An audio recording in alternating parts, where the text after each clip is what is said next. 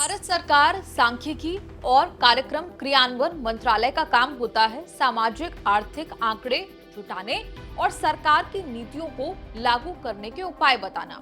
इसी काम को और अच्छे से करने के लिए अर्थशास्त्रियों की एक और टीम काम करती है, स्टैंडिंग कमिटी ऑन स्टैटिस्टिक्स। देश के चीफ स्टैटिस्टिशियन रह चुके प्रणब सेन इसके हेड होते थे, अब नहीं रहे। पूछा हुआ एक सवाल सरकार को इतना बुरा लगा कि उनकी पूरी टीम ही खत्म कर दी।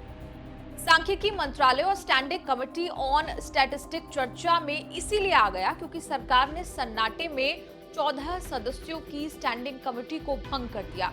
खबर तब फैली जब द हिंदू अखबार ने कमेटी भंग करने का खुलासा कर दिया। कमेटी भंग करने का लॉजिक ये दिया गया कि इस कमेटी का काम steering committee for national sample service के साथ ओवरलैप हो रहा था।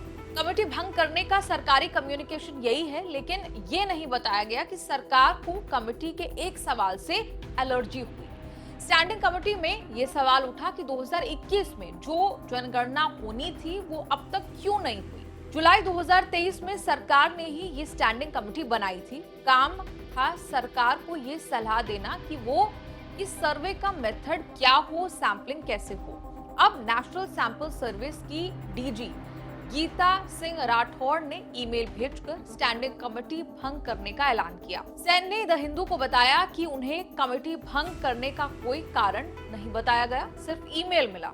जनगणना कराना सरकार का रूटीन काम है जो हर 10 साल में होता है। कोविड के कारण 2021 वाली जनगणना टली तो आज तक टलती गई। अभी भी पता नहीं कि जनगणना होगी या नहीं होगी तो कब होगी। जनगणना टलने के विवाद में जुड़ गया जातीय जनगणना का मुद्दा।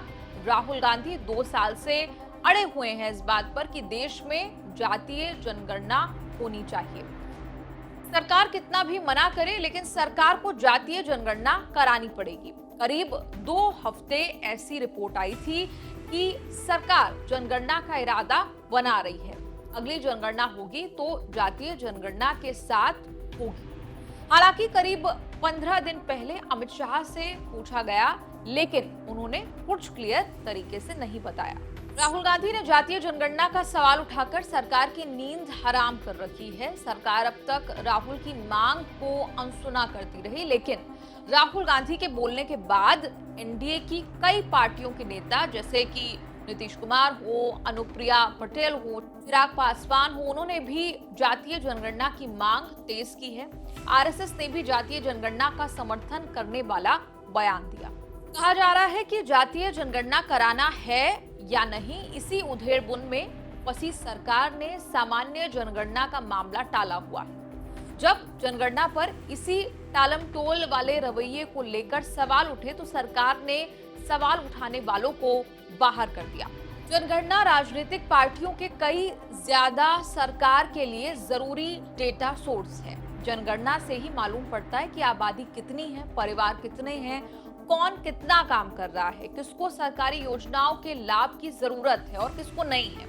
ऐसे डेटा मिलने से ही सरकार की योजनाएं डिजाइन होती है, डिजाइन की जाती है, उनको लागू किया जाता है। 2011 में आखिरी बार जनगणना हुई थी। 13 साल में देश कितना बदल गया, इसका कोई ऑफिशियल डेटा सरकार के पास ही नहीं है। जिन पर सरकार का कोप हुआ वो वही तो पूछ रहे थे कि जनगणना क्यों नहीं हो रही।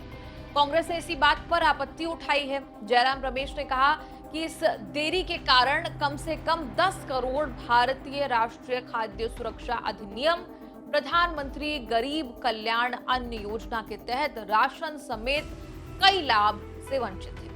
2014 के बाद ये आरोप आम हो गए कि सरकार आंकड़ों में छेड़छाड़ करके अर्थव्यवस्था की गोल्डन पिक्चर दिखा रही है। ये विवाद इतना तेज हुआ तब सरकार ने प्रणब सेन को जिम्मेदारी सौंपी, काम दिया कि उनके नेतृत्व में एक समिति आंकड़ों की क्वालिटी सुनिश्चित करेगी।